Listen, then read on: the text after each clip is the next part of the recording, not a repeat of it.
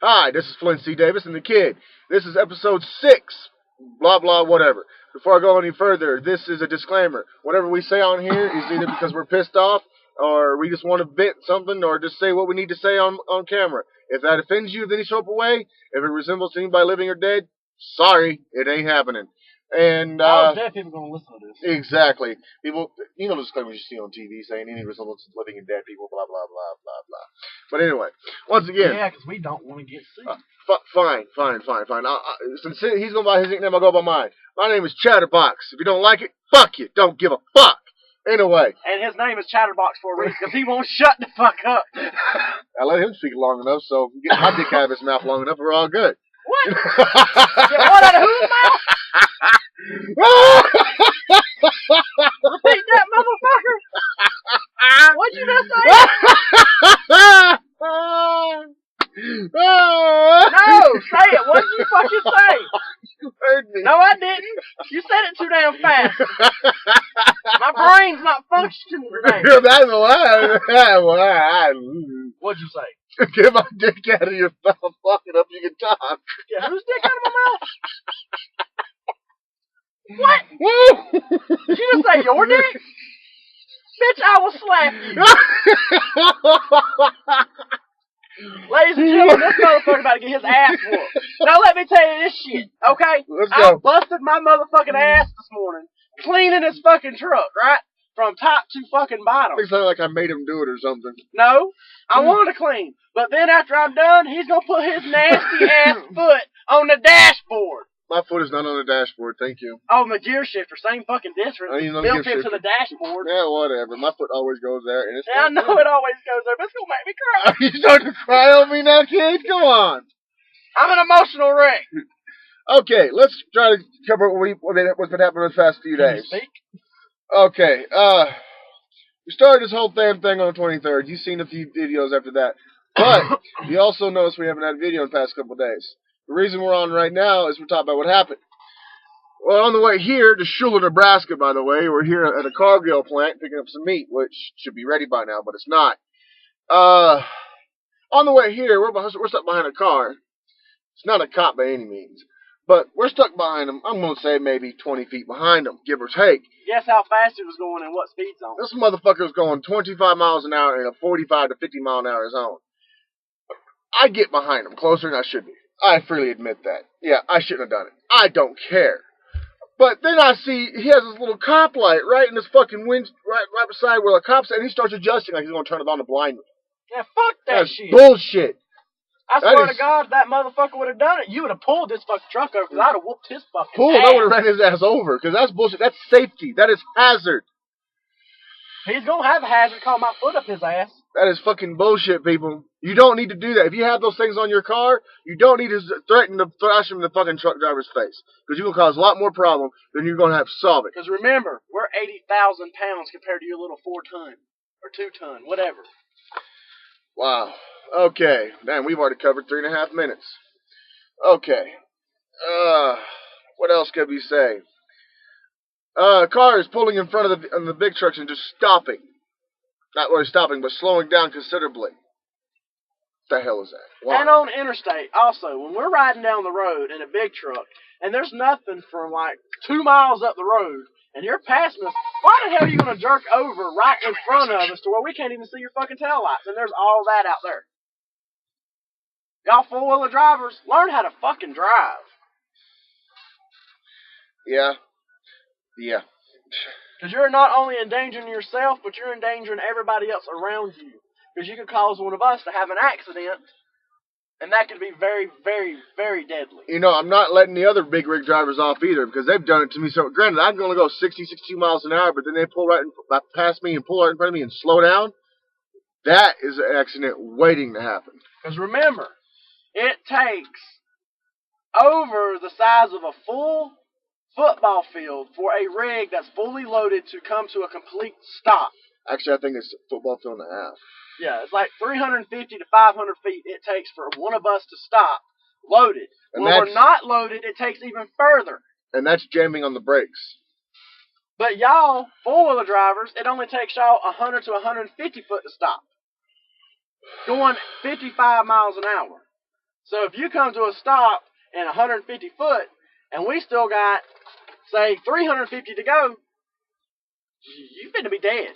Oh, you might want to go ahead and duck down because I'm going to do a whip around and let them know where we're at. Okay, folks, we're in Schuler, Nebraska, and here's duck down. And I don't know if y'all can see out here or not, but this is Schuler, Nebraska. This is a truck stop we are at. Yes, it is open and open. There we go. You see that over there. And my fucking computer hanging up on the thing there. Don't get up yet. And we have shit over there. And this is where he sits. Where he's trying to avoid the camera, which I'll get to figure out why. But there we go. And we're back. With a brand new bag. Now that we got that off our chest, let's try to talk about something else. We got another 10 minutes left. Well, there's a few subjects we're going to cover. I'll just skim through here and try to see if there's any reasonable ones to cover. No, not that one right now. Not that right there. Okay, this sounds like an interesting one to cover. What's the difference between a hoe and a lot lizard? Okay. Ordinarily, you would think a hoe and a lot lizard are the same thing. But I think there's subtle differences. Subtle? There's a big difference. What's that, my man? Come on. Okay, well, a lot lizard hangs around at a truck stop, preferably for truck drivers only. Okay, that's what they are made to do. That's what they believe they need to do. Slash the made thing. That's what their decision was. Well, it just goes back to the old conversation of a stripper saying that she's working her way through college. What if a lot lizard's out there trying to make money for her family? Still no, I would not sell my body. I mean, granted, I was a stripper for 3 years. Okay? But not one time out of all the offers I got, will you come home and I'll pay you $800, $1,000. Not one time did I sell my body in that manner to make that much money. There's other ways out there of making money other than selling your body that you could catch infections, diseases, stuff the doctor can't get rid of. Why would you risk that whenever you could do something else? It's your fault. I'm sorry to say it, but 95% of the people out there in this world that are homeless, that are having sex for money, it's their fault because they didn't finish school or they dropped out of college. They had a choice to make something themselves and they didn't do it. Now, other 5%, yeah, they had no choice in the matter.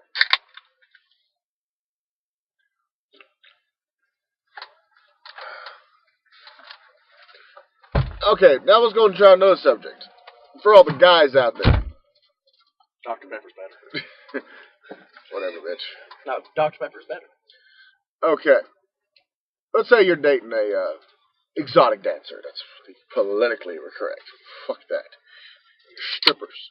Period. Stripper. I couldn't date nobody when I was. And you're dating an exotic dancer, stripper, whatever you want to call them. Do you care what they do? And if you do, why are you even with the girl? Because she's choosing to spin with you, okay? My question is, why do guys get all pissed off because they're doing what they normally do or naturally do or what they're good at? They could be good at that, but they could be better at this than they could be doing a 9-to-5 job.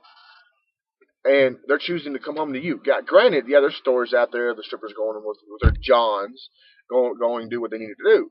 But if this girl is really hardcore about the fact that I love this man, yes, I may strip over here for tips and blah, blah, blah, but she's coming home to you. Why would you get mad at that? Why would they get mad at that? Okay, the way I was when I was a stripper, okay, every guy that I would go out on a date with, they'd ask what my profession was. At first, I had no problem telling them.